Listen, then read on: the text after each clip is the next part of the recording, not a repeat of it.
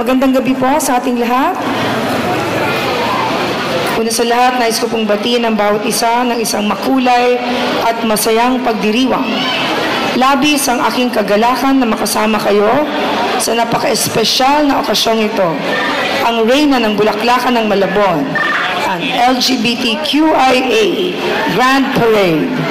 Ngayong araw na ito, nagtitipon-tipon tayo upang ipagdiwang ang pagkakaiba at kagalingan ng LGBTQIA+ community sa ating lungsod.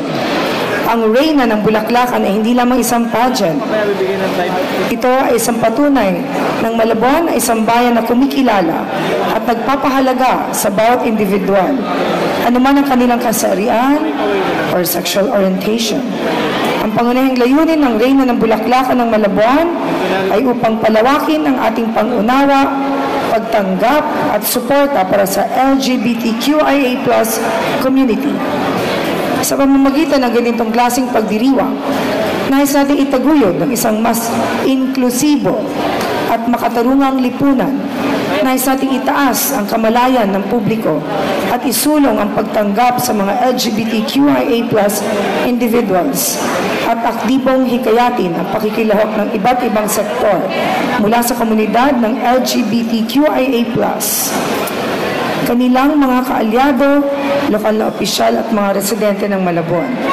Bilang inyong mayor, buong puso akong nagpapasalamat sa lahat ng nag-organisa at sumuporta sa kaganapang ito. Sa mga kalahok, saludo po ako sa inyong tapang at pagkamalikhain.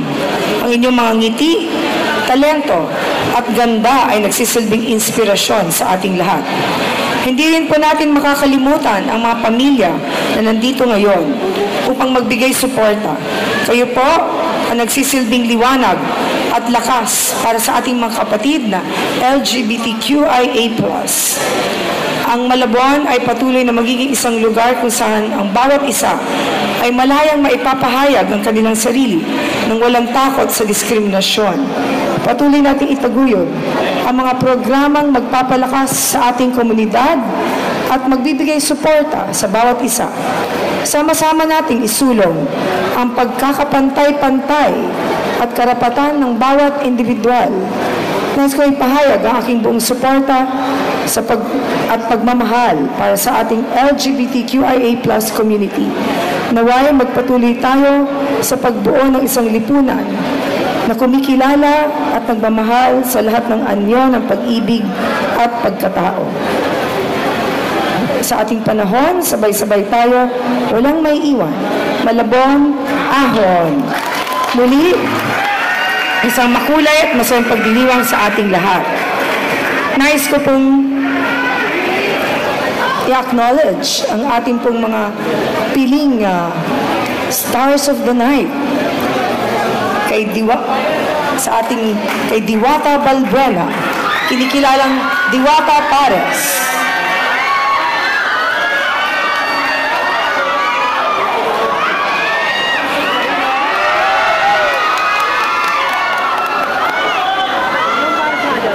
Siyempre po, kay Sir Wilbert Tolentino.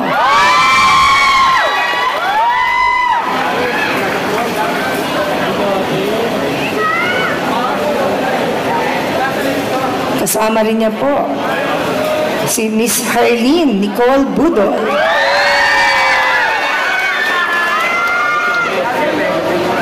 Miss Katrina Halili. Miss Jelay Andres.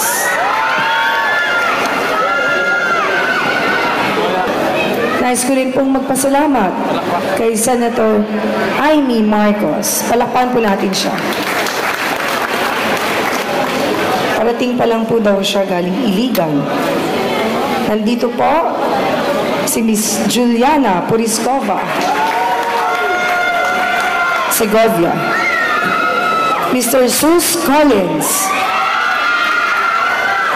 And hashtags Kid Yambao. Miss International Queen 2022, Fusha Ann Ravena.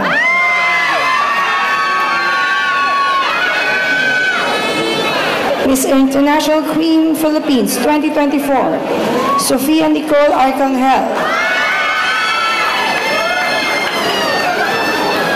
At ang sariling atin, the one and only Fairy God Barbie, Alex Rui Mariano. Sa muli, ako po'y nagpapasalamat sa lahat ng mga nakilahok, sa lahat po nandito, at excited na po ang mga tao na mapanood kayo. Maraming salamat po. Let us all enjoy the night. Thank you very much. Juliana Pariskova, Sekovia! Yes, ayan muli po. Magandang gabi po sa inyong lahat and happy Pride.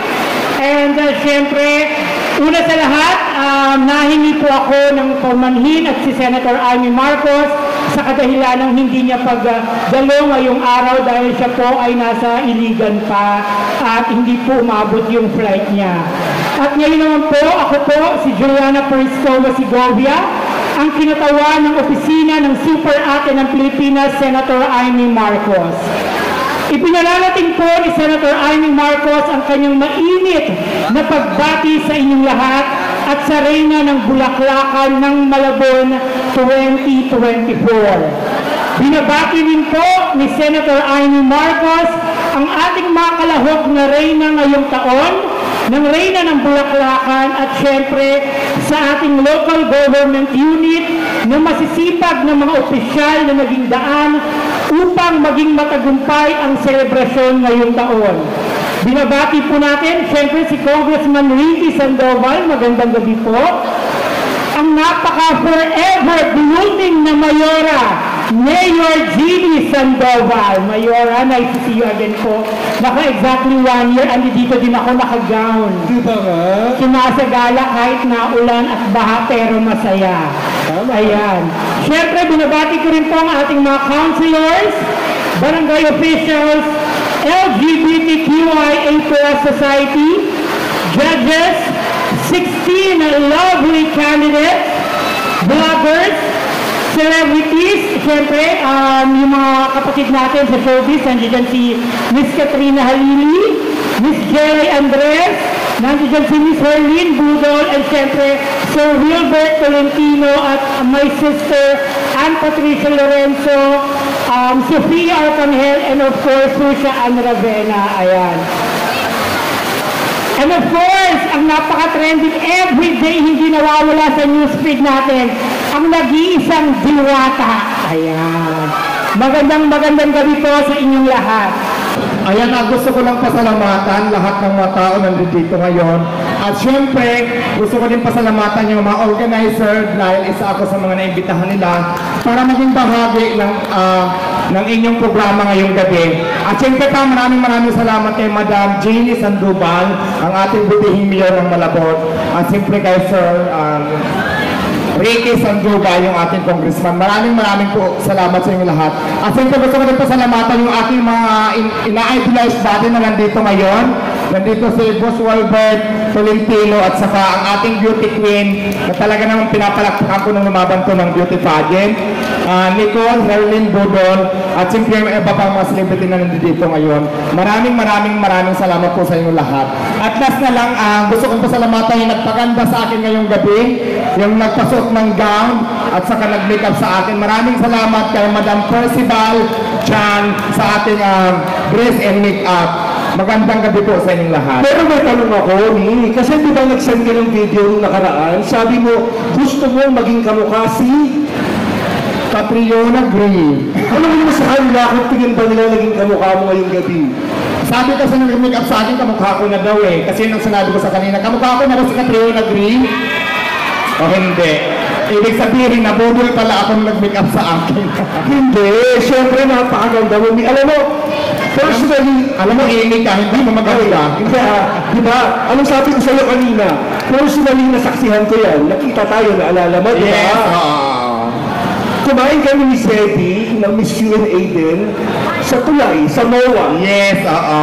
Di ba? Wala ka pa noon, pero ganyan na ganyan pa rin si Diwata. Maraming tao hindi nakakaintindi sa kanya, pero sa mga totoong nakakakilala kay Diwata, gets na gets. Totoong tao to eh. Hindi naman to sanay sa limelight, hindi sanay sa spotlight. Kaya yung mga bashers, try nyo kilalanin muna si Diwata dahil mas madaming nai-inspire ang taong to. Isang mensahe sa lahat ng patuloy na naniniwala sa iyo, Diwata. Ayan, maraming salamat sa mga taong naniniwala pa rin sa akin. Dito na lang sa mga basher. Alam niyo kung bakit? Yung basher na yan, wala naman yan may tutulong sa atin na kabutihan. So pag alam natin na wala tayong ginagawang masama, lumalaban tayo ng patas sa pamaraan, go lang. Kahit anong batigos pa yan sa'yo, go lang, tuloy ang laban. Exactly. Kaya naman palakpakan ko namin ulit, Miss Diwata. Isang social media personality ang super overload sa sarap at saya na hatid ng isang Diwata.